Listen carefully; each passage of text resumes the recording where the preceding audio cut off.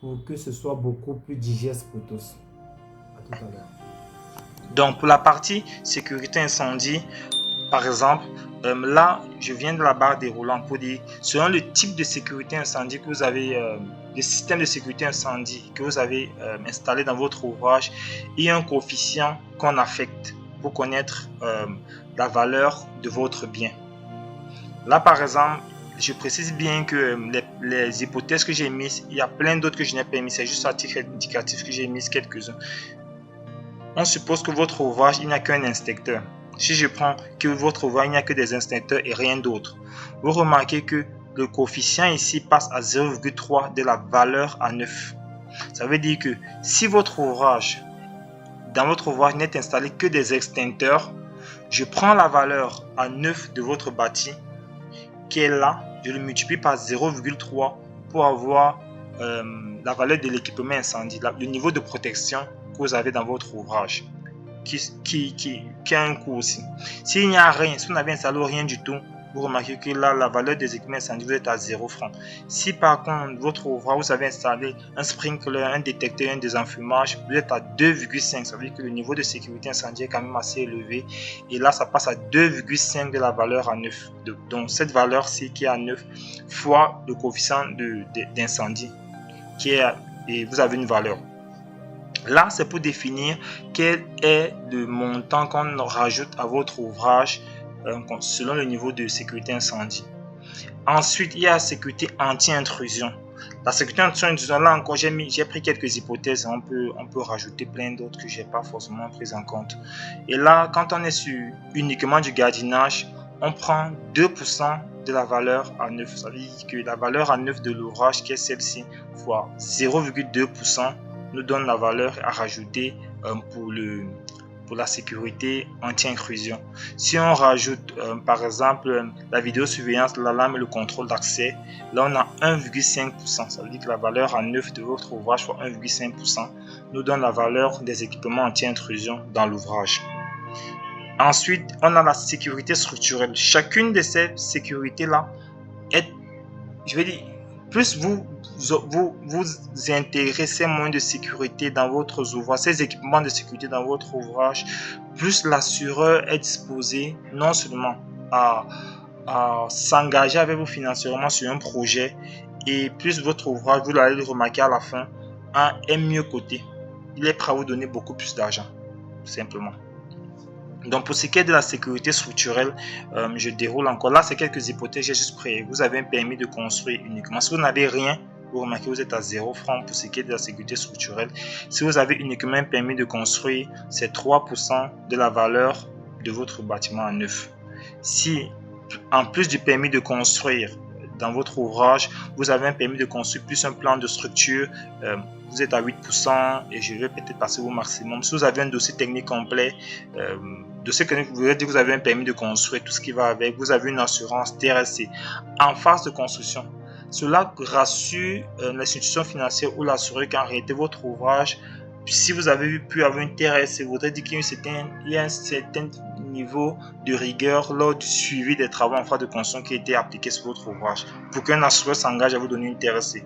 Si vous avez un contrôle des validations, en fait, vous avez un avis favorable à tous les niveaux de votre lors de la construction de votre projet par un bureau d'études agréé. Je pense que ceux qui sont les plus connus ici, bon, en fait, en Afrique, c'est Veritas et APAV. Il y en a plein d'autres, je précise, et sans publicité. Ou encore une RC décennale. Dans certains cas, peuvent servir. Je prends ce cas-ci. Vous êtes à 3,5% qu'on rajoute sur votre ouvrage. Donc, c'est de l'argent qu'on vous rajoute sur la valeur à 9. Donc, en gros, pour connaître la valeur de votre ouvrage total, c'est la valeur à 9 de l'ouvrage d'abord, plus les différents niveaux de sécurité. Donc, le niveau de sécurité anti-intrusion qui vous rajoute dans le cas espèce 1 million, 1 170 000 francs et les autres, niveaux de sécurité structurelle. Par exemple, le niveau de sécurité structurelle, le niveau de sécurité incendie qui vous rajoute des valeurs chiffrables.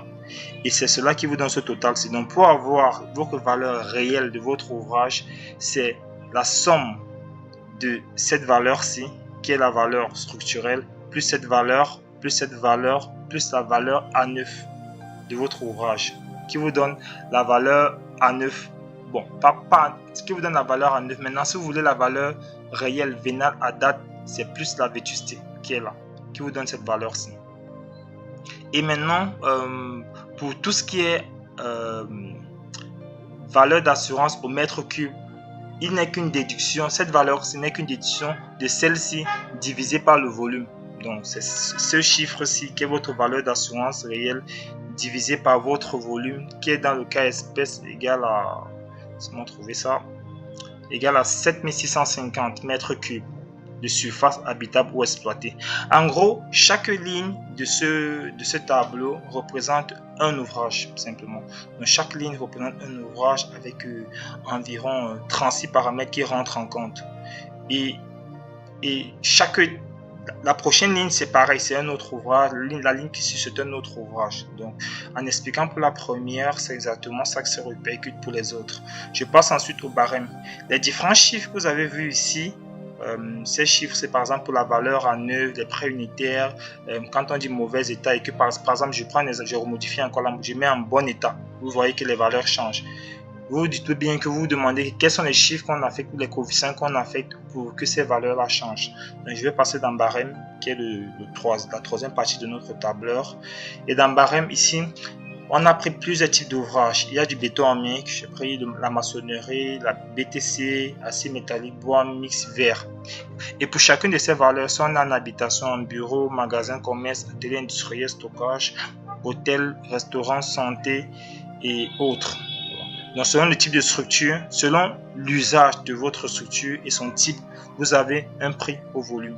C'est simplement ça. Ça veut dire que les valeurs que vous trouvez ici, par exemple le prêt unitaire au mètre cube, d'accord? Je prends un exemple je vais mettre ici en moyen état, quel état? Ce tableau-ci, qui est là, qui donne les prêts unitaires au mètre cube, c'est pour du moyen état, du standing moyen, comme vous voyez là. Ça veut dire que ici, quand je suis en moyen état, en état moyen, en fait, c'est pour le prix standard. Et les différents chiffres que vous voyez ici au prêt unitaire viennent de ce barème-ci. Mais de ce barème-ci aussi dépend, pour avoir par exemple la vétusté, la durée de vie de vos ouvrages. Moi, je suis parti du principe que la durée de vie pour le béton en est de 100 ans, la maçonnerie 50 ans, l'acier métallique 100 ans, BTC 50 ans. Je précise que ces valeurs sont modifiables et par zone géographique vous trouvez. Et là, je précise que ce n'est même pas celle que j'exploite forcément sur des projets, mais c'est juste à titre indicatif. Vous pourrez maintenant les changer selon les contraintes que vous avez sur vos projets. Et le standing, voilà. Quand on est sur un standing économique, on a 0,85 de coefficient. Ça voudrait dire quoi? Que par exemple, pour ce barème-ci, qu'on soit d'un bâtiment usage d'habitation, en béton armé et d'habitation, on a 63 000 francs pour standing moyen. Si on a un standing économique, en réalité, votre ouvrage ne vaut pas 63 000 francs. Ça vaut 0,85 fois 63 000 francs. Donc, environ 50 et quelques mille francs, donc moins de 63 000 francs. Donc, le standing définit fortement votre prix réel au mètre carré de votre ouvrage. Donc, le standing moyen fois 1. Ça voudrait dire que ce 1 fois ce prix-ci ne change pas. Ça, c'est le standing moyen normal. Si vous passez au standing, vous êtes à 1,30. Ça veut dire que le prix qui est affecté dans ce tableau-ci fois 1,35. Et pareil, si vous êtes au luxe, c'est le prix affecté au tableau supérieur fois 1,80. Et cela se répercute toujours sur ce tableau-ci. Je reviens ici pour montrer en ce qui concerne le standing. Par exemple, ici, vous êtes... Bon, ça c'est pour l'état. Pour dire bon état, moins excellent état. Standing. Je vais défiler un tout petit peu comme ça. Voici le standing ici. Donc, si vous êtes sur luxe, par exemple, vous voyez que ça modifie systématiquement les valeurs quand on passe en luxe. Donc, si je suis là, actuellement, regardez ces valeurs. Si je passe au standing, ça modifie les valeurs. Pour dire que chaque fois que je choisis un standing, systématiquement, les valeurs sont modifiées en fonction. Et les coefficients, comme je l'ai dit, vous pouvez les adapter selon la zone géographique où vous vous trouvez. L'état d'entretien, je l'ai expliqué précédemment. Si vous êtes un bâtiment qui est prévu pour 50 ans, s'il est très très mal entretenu, sa durée de vie qui théorique était de 50 ans peut passer à 60 ans. S'il est moyennement bien entretenu, il peut être à 85 ans. S'il est bien entretenu, ce qui est normal, il est sa durée de vie théorique égale à sa durée de vie effective qui est de 100 ans. Et s'il est très très bien entretenu, sa durée de vie théorique est augmentée. C'est un peu comme si vous avez, je dis n'importe quoi, votre corps et que la durée de vie moyenne d'un homme, là je dis n'importe quoi, est prévue pour 80 ans, mais c'est pas tous les hommes qui meurent forcément à 80 ans. S'ils prennent bien soin de leur santé, s'ils prennent soin d'eux, ils peuvent vivre 100 ans. C'est exactement le même principe pour un bâtiment. Si vous l'entretenez bien, il peut tenir bien au-delà de la durée de vie théorique pour laquelle il était destiné. Et ensuite, pour les niveaux de protection, comme je l'ai expliqué précédemment, quand on n'a que des extincteurs, c'est 0,3 fois la valeur vénale. C'est-à-dire que votre valeur à 9 plutôt. La valeur à 9 fois 0,3. Quand on a détection, incendie, extincteur et RIA, c'est fois 1%, ou les sprinklers détecteurs des enfumages, qui est quand même pas mal pour un niveau de sécurité. On est à 2,5. Pareil pour l'anti-intrusion, il y a des valeurs. Et maintenant, là, je parlais du coefficient d'éloignement. Là, Abidjan, j'ai mis pour tout le même coefficient, mais en mettant quand même un autre en dessous pour dire que le coefficient égal 1 est neutre. C'est pour dire pour toutes les communes. Il peut être ajusté par l'expert selon l'enclavement, l'accessibilité, la distance. Donc, c'est vraiment à l'expert qui vient expertiser votre site qui décide que votre zone où vous vous trouvez, on ne peut pas affecter le coefficient de 1. Je prends un exemple. Vous pouvez être dans la zone de plateau.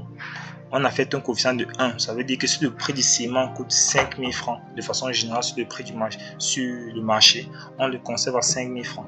Et que vous vous retrouvez à Bobo, normalement le prix du ciment connu officiellement c'est 5 000 francs. Mais on dit que pour vous, pour qu'un paquet de ciment arrive chez vous, sur votre site à vous, il coûtera 5 500 francs. Ça veut dire qu'en réalité, le coefficient d'éloignement augmente cette valeur-ci d'environ 10%. À peu près, nous sommes d'accord. Ça veut dire que là, ça passe à 1,1 par exemple. Ça veut dire que désormais, à Bobo, au lieu d'avoir un coefficient d'éloignement de 1, qui voudrait dire que votre ouvrage au mètre cube coûtera par exemple, pour 1 mètre cube de béton, 75 000 francs, chez vous, il coûtera 75 000 francs plus 7 500 francs qui représente 10% de 75 000 francs.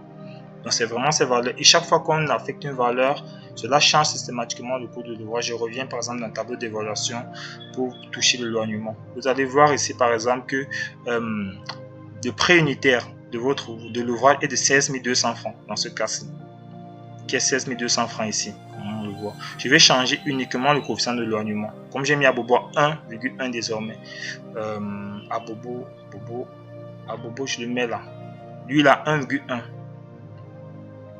Le prix unitaire de l'ouvrage qui était à 16 500 francs passe à 17 802 francs. Pour la même ville, juste parce que j'ai changé le coefficient d'éloignement pour dire que lui, ce site, voilà ce qu'il vaut, compris. Systématiquement, son prix change aussi. C'est exactement cela que représente ces différents coefficients. Ils peuvent être aussi adaptés, bien sûr, selon les contraintes, comme je l'ai dit, de l'expert qui définit.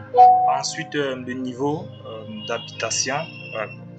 Le style d'habitation qu'on a, comme je l'ai dit précédemment, villa, bureau, commerce, stockage et le type de structure qu'on a.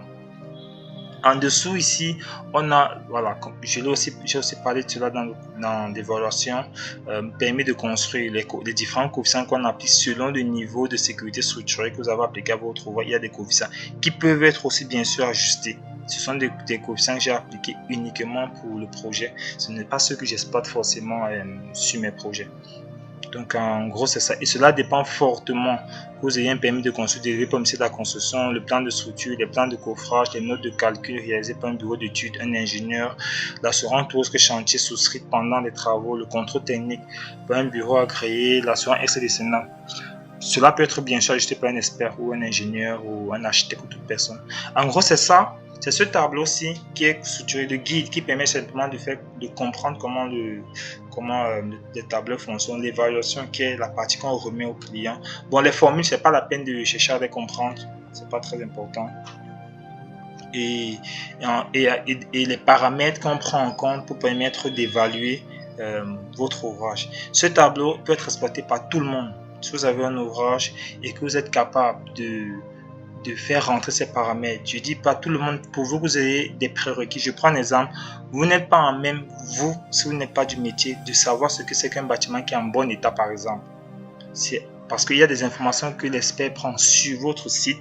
C'est à partir de ces informations relevées sur votre site qui rentrent et en rentrant. En réalité, ce tableau n'est qu'un outil Donc derrière, il faut toujours quelqu'un qui ait du métier ou quelqu'un qui a une formation pour connaître les éléments qu'il doit relever sur le site et qui lui permettent ensuite de rentrer les bonnes informations dans le tableau et vous donner une valeur plutôt assez précise de ce que vaut votre bâtiment, pas à vos yeux à vous, mais aux yeux d'une institution financière ou d'un assureur.